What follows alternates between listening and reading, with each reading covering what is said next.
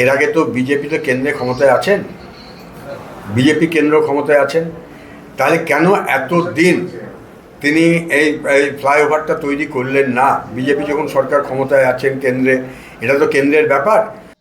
দেখুন, আমরা তৃণমূল কংগ্রেস দলটা করি। আমি গত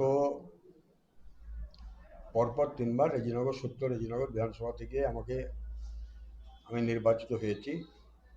এবার দল আমাকে মনে করেছেন 71 বিধানসভায় নির্বাচনে লড়ার জন্য। আমাকে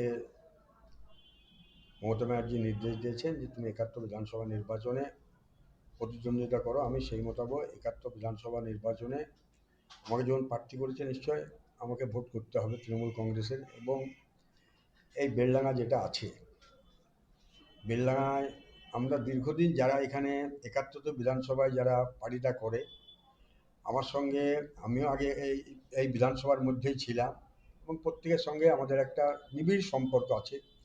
বা কর্মী বলুন, আপদে বিপদে সব ব্যাপারে আমরা 70-71 একসঙ্গে আমরা কাজ করতাম।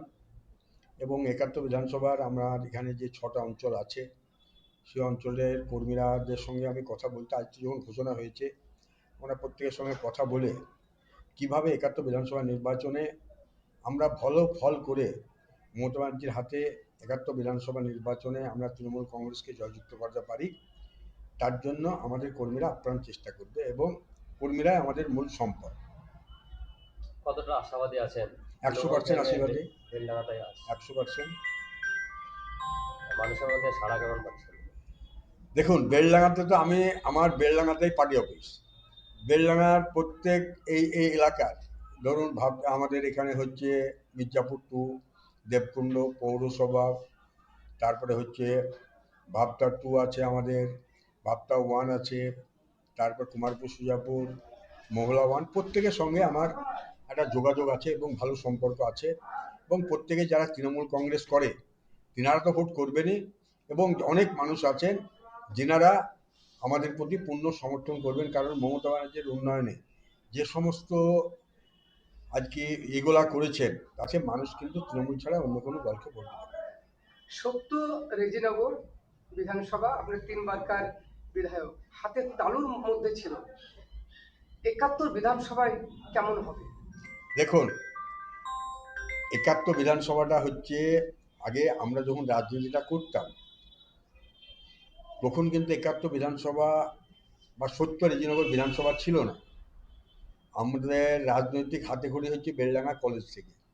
সেই কলেজ থেকে রাজনীতি করার সুবাদে এই এলাকার যারা মানুষ আছে, এবং আমরা আগে দেখেছি পঞ্চায়েত নির্বাচন, বিধানসভা নির্বাচনে প্রয়াত আমাদের বিধায়ক নুরুল ইসলাম চৌধুরী সাহেবের ভোট করতাম। তারপরে গোলাম কিবরিয়া সাহেব তৃণমূলের প্রার্থী হয়েছিলেন, তিনার হয়ে ভোট করেছিলাম।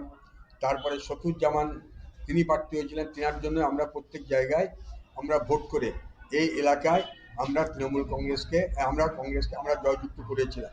আশা রাখি এই অঞ্চলের মানুষের সঙ্গে আমাদের একটা নিবিড় সম্পর্ক আছে, এবং মানুষ আমাদের সঙ্গে সব সময় থাকে। আপদে বিপদে আমরা কিন্তু তাদের পাশে এসে দাঁড়াই। কাকে প্রতিদ্বন্দ্বী মনে করছেন তাকে বেলডাঙাতে? বেলডাঙ্গাতে প্রতিদ্বন্দ্বী কেউই হবে না আমাদের। তৃণমূল কংগ্রেস একাই এখানে ব্যাপক হারে ভোটে জয়লাভ করবে। কিছুদিন আগে হুমায়ুন কবির বলেছিলেন যে রবিল চৌধুরী মানে আপনি আর হাসানুজ্জামান টিকিট পাচ্ছেন না, এখন কি বলবেন? দেখুন, হুমায়ুন কবির তো আমার দলের লোক না। আর তিনি কে টিকিট পাবে কি পাবে না সেটা তো ওনার উপর নির্ভরশীল নয়। উনি ওনার দল করেছেন, উনি ওনার দলের টিকিট দিবেন। আর আমাদের দল হচ্ছে মমতা ব্যানার্জির দল, তৃণমূল কংগ্রেস দল। মমতা ব্যানার্জি যেটা সিদ্ধান্ত নেবেন সেটাই ফাইনাল সিদ্ধান্ত।